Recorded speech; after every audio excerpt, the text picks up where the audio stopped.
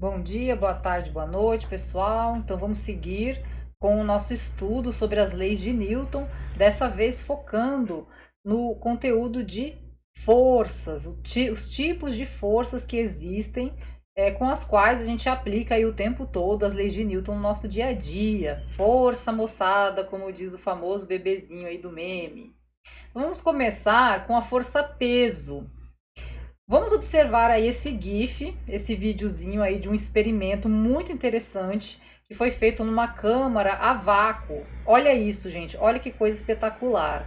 Dois objetos bem distintos, um massivo, compacto, que é essa bolinha aí me parece uma bolinha de bilhar, algo assim, e algumas penas de aves, gente. E os dois objetos caindo simultaneamente juntos nessa câmara a vácuo, né? Por que a vácuo? Porque aí não há presença de matéria, não há presença de ar que possa resistir ao movimento da pena. Nós sabemos que as penas elas meio que flutuam, né, no ar, elas demoram para cair, caem lentamente por conta da resistência do ar sobre elas, né? Mas nessa câmara aí do experimento, os dois objetos caem exatamente juntos. Então, como que isso se justifica a partir do conceito de força-peso?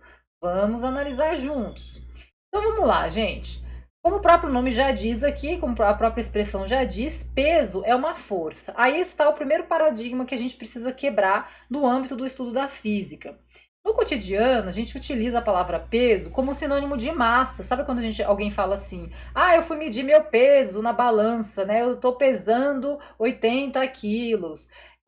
Ok, é um uso popular, cotidiano, a gente não vai deixar de falar assim por conta da física. Mas no âmbito da física, no âmbito da ciência, peso não é sinônimo de massa. Está relacionado à massa, mas não é sinônimo. Peso é um outro conceito, que é um conceito de força. Nós já sabemos o que é uma força lá quando estudamos a segunda lei de Newton, que está expressa aqui, né, nessa equação matemática, que é a fórmula da segunda lei de Newton, né, conhecida aí dessa maneira nos livros de ensino médio. Força resultante é igual a massa vezes aceleração.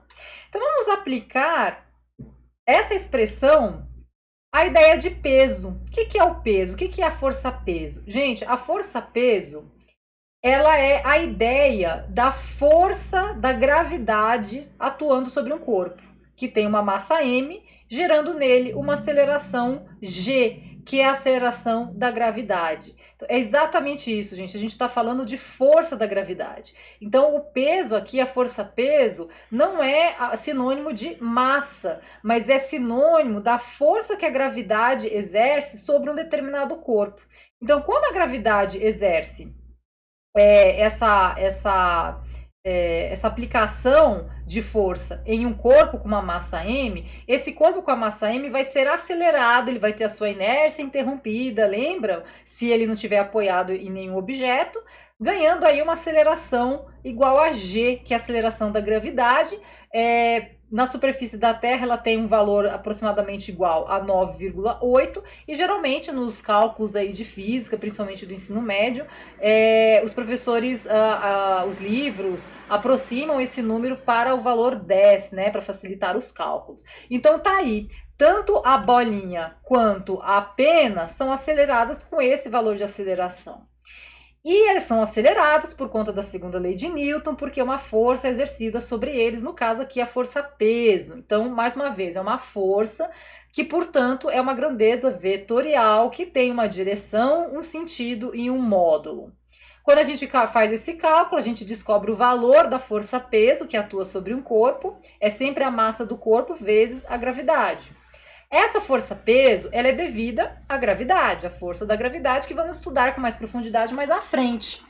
Mas por ser a força da gravidade atuando que sempre puxa os objetos no sentido para o centro da Terra, né, para baixo, nós temos que a direção dessa força é vertical. Então, a força-peso ela tem sempre uma direção vertical, sentido para baixo, né, porque as coisas caem para baixo, com o perdão da redundância, e o valor a gente calcularia aqui utilizando a fórmula da segunda lei de Newton. Então, aí está a força-peso. E aí, fazendo o diagrama aqui, né, na situação da bolinha e da pena, a gente tem aqui a força-peso da bola, vertical para baixo, e a força-peso da pena, vertical para baixo.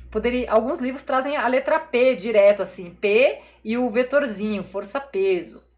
Mas precisamos lembrar que essa força-peso se deve à interação, à distância que ocorre entre os corpos e o planeta, né? Porque o planeta que exerce essa força da gravidade. Então eu posso reescrever essa força como, em vez de falar força-peso, colocar como força da Terra sobre a bola, ou força da Terra sobre a pena. Que força é essa? A força-peso da bola e da pena.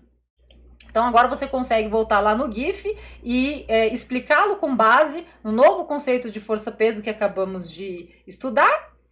Quero ver depois, hein? Então, por enquanto, vou sugerir que vocês assistam a esse vídeo do canal Física Universitária, em que é feito um experimento bem interessante envolvendo a força gravitacional, e a gente se vê na próxima. Até lá!